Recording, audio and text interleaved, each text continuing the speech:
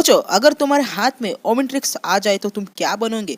Four arms, head belt या कोई और सुपर एलियन? लेकिन क्या तुम जानते हो बेंटन के पीछे एक असली विज्ञान भी है और ये शो एक समय पर लगभग बंद होने वाला था। तो चलो आज खुलासा करते हैं बेंटन की असली कहानी। तो आप वीडियो पे बने रहिए।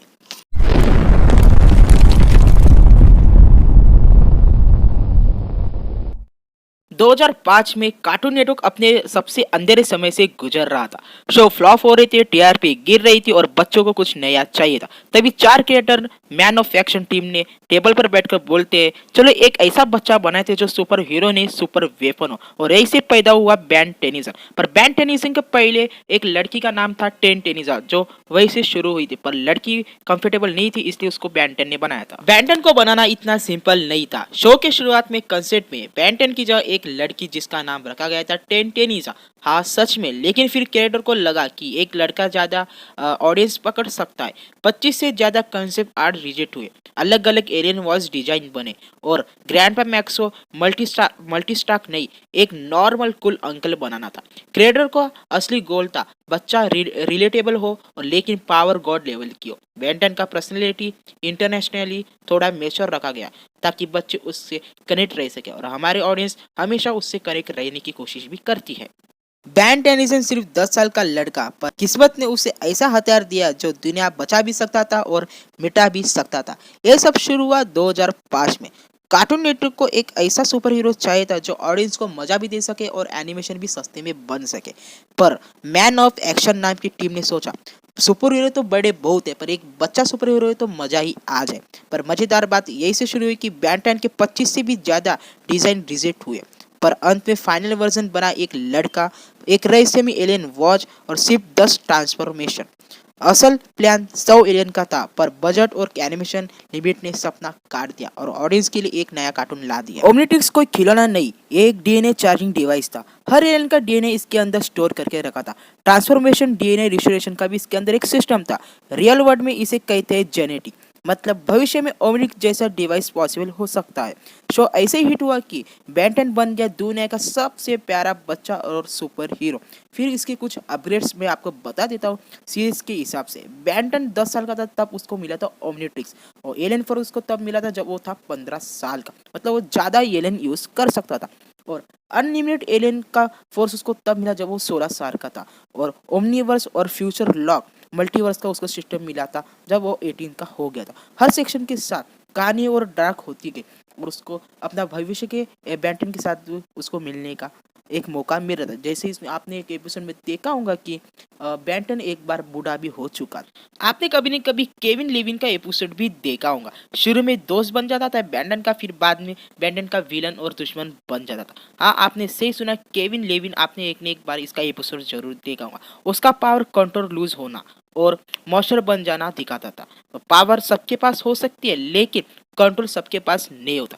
पर हमारे बैंटन के पास पावर जो थी एलियन को संभालने की, और जब एलियन बनता था वो अपना पावर कंट्रोल में कर सकता था और हर एलियन उसकी बात सुनता भी था। इसको बोलते हैं पावर। पर केविन लेविन के पास ऐसी पावर नहीं थी, वो कभी भी कुछ भी बन सकता था। वीडियो में मजा तो अब आएगा, क्योंकि अब असली मजा शुरू हो चुका है। ओमेटिक सिर्फ एलियन डिवाइस नहीं था, इसका बैकटोन एक जेनेटिक और बायोलॉजी इवोल्यूशन था।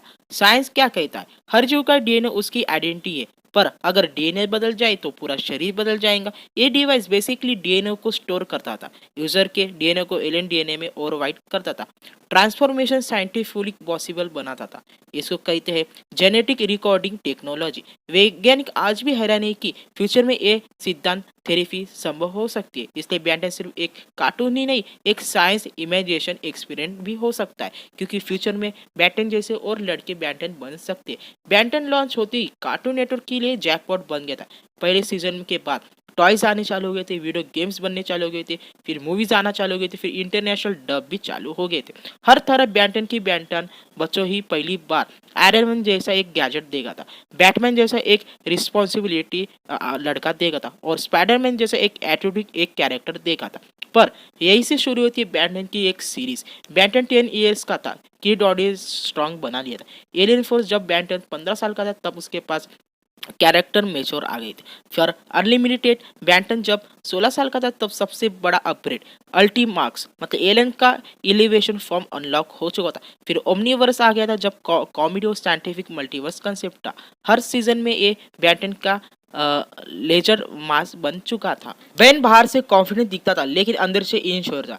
उसके 3 सबसे बड़े डर थे, क्योंकि पावर खो जाना डर, क्योंकि उसकी आइडेंटिटी ओमेट्रिक्स से जुड़ी थी, कंट्रोल लूज करने का डर, जैसे कियन के साथ होता था। बेन नहीं चाहता था कि मॉन्स्टर बन जाए, गलत लोगों के पास पावर ले जाना। अगर ओमेट्रिक्स गलत हाथ में गया तो यूनिवर्स खत्म। इस इमोशनल से लेयर की वजह से बेंटन सिर्फ किड्स शो नहीं, एक physically coming of age story बन गया था। सबसे बड़ा ट्विस्ट तो तब आया जब ओमेट्रिक्स लड़ाई के लिए नहीं बनाया था, बल्कि एक असली टारगेट था। एलियंस के बीच एक शांति डीएनए शेयरिंग से यूनिट स्पेसिफिक एक्सटेंशन से रोका जाए।